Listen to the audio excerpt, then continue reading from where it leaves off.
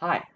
So, yeah, I want to give my review for Spider-Man Across the Spider-Verse, and as with my Flash review, there will be spoilers in this. So, if you have not seen Across the Spider-Verse yet and do not want to be spoiled, please click away right now because it's a really good movie. But without further ado, my review. My general thoughts are this is probably the best Spider-Man movie like ever, like that I have ever seen so far. Even better, I would say, than No Way Home, which is saying a lot because I watched that a bunch of times in theaters. But yeah, this is a really good follow-up to Into the Spider-Verse and really got me hooked in a way that it really got me hooked into this trilogy in a way that the first one, although it was great, just didn't. The action, the animation, everything was phenomenal. But especially the chase scene where Miguel and all the Spider-Men are chasing Miles. That was awesome. The confrontation between Miguel and Miles, where Miles pushes him away like with the fucking was it the watch or something? I don't know. But anyway, perfect way to continue the story. Spot was also an interesting villain. I like how Spot started off as kind of like this joke character, but then he became more serious as the movie went on to the point where like he's a threat to Miles' dad. Um, I really like I really like Miguel's character too.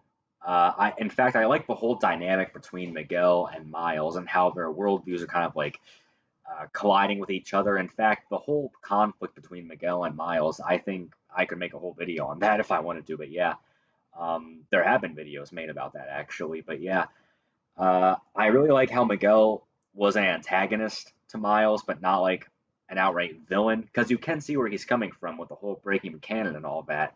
Because Miguel had to watch his own family die in his own universe because his canon was broken, and his whole job is to make sure that stuff like that doesn't happen.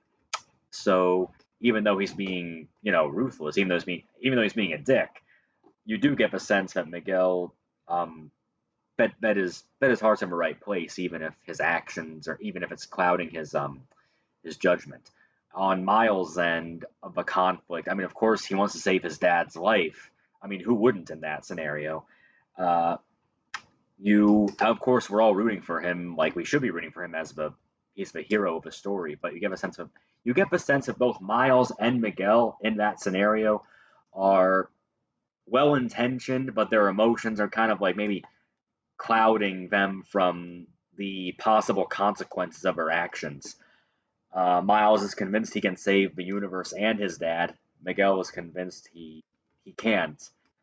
In fact, Miguel goes so far as to say he shouldn't be Spider-Man at all.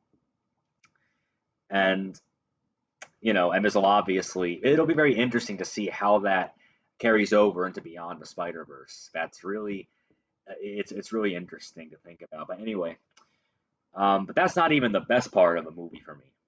The best part of a movie for me, the freaking ending, bro, where Miles from Earth 42 is the Prowler, and you think like when you think about that, that's who Miles in on Earth 1610, that's who he was supposed to become, the Prowler, like, bro, because and there was even some subtle foreshadowing about that in Into the Spider Verse, because the first time Miles gets bit, where he gets the Spidey senses right, the background is purple and green, which are the colors of a Prowler, before it changes to red and blue, and you just,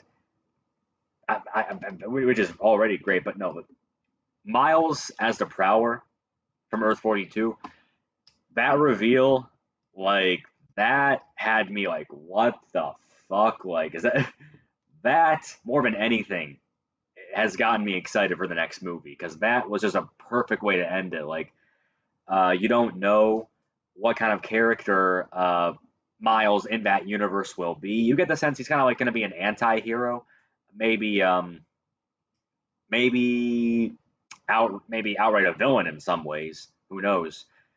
But you just don't know. I mean, it just ends with Miles confronting Miles or Miles from another universe, and I just love that. I also love Peter B's character in this movie. I like how it shows how he turned his life around. Like he's married to MJ, he's got his kid, and There were some funny scenes with that, especially compared to when he was interacting with Miguel, and Miguel was all serious and brooding and all that. That was really funny. I like how Peter was trying to like just talk to Miles, not really talk him out of saving his dad or one way or the other, but just wanting to be there for him as a mentor. I think that was really cool. Um, Gwen, I feel like it's going to be really interesting.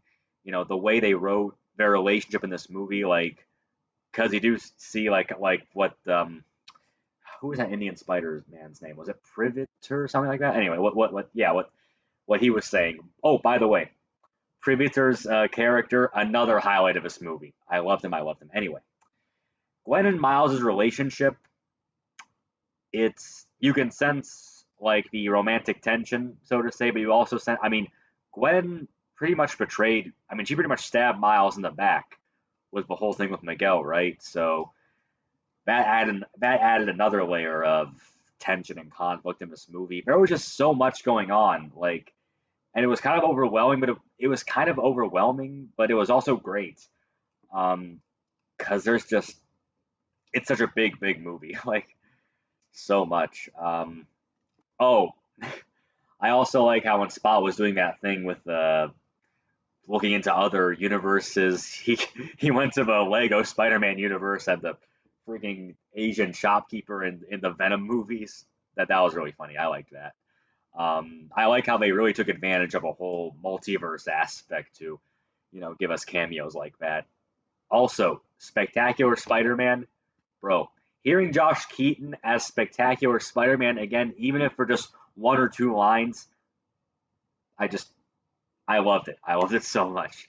I do hope we can see more of him in Beyond the Spider Verse, even just like one or two quick cameos. Just yeah. Um, what else is there? Privateer's character. I hope I'm pronouncing that right. If I don't pronounce that right, I apologize. Uh, Privateer's character was great. I liked how he actually saved Officer Singh, even though I did break the canon, so to speak. But Hobie was great. I really liked Hobie's character. I like how Hobie started out as this kind of like rival to Miles, or this potential rival to Miles, and that would set up a potential like love triangle, which I'm not a big fan of. But they kind of made it seem like it would go that way. But Hobie is actually one of a few people that supports Miles, in his desire to save his dad, and to hell with the canon and all of that. Um, yeah, I mean, there's just so much to say about this movie. Uh, Action, animation, the character development for everyone was great. Everyone was just everything. I mean, I guess um, my only nitpick was that when it comes to the animation, like I didn't like how in Gwen's world the colors in the background kept changing from scene after scene after scene after scene. I don't know if that's a reference to maybe an aesthetic choice taken in the comics, but it was kind of off-putting to me, like especially in very serious scenes like at the beginning where she revealed her secret identity to her father. Um, I feel like it was a little hard for me to keep up at it was a little like, okay, like can we just stick with one color, please? Like, but that's just a nitpick. Like that doesn't subtract from all the great stuff in this movie, and that does not subtract me from giving this movie a 10 out of 10. This is how you do a superhero multiverse movie. Like, to hell with the Flash, to hell with Doctor Strange, Multiverse of Madness, to hell. This is how you do a superhero multiverse movie. And I cannot wait for Beyond the Spider Verse. So yeah, those are my thoughts. Um, Let me know what you think in the comment section. Do you agree, disagree? Anything else about the movie that stood out to you? Like, comment, subscribe, all of that. Peace, and have a nice day.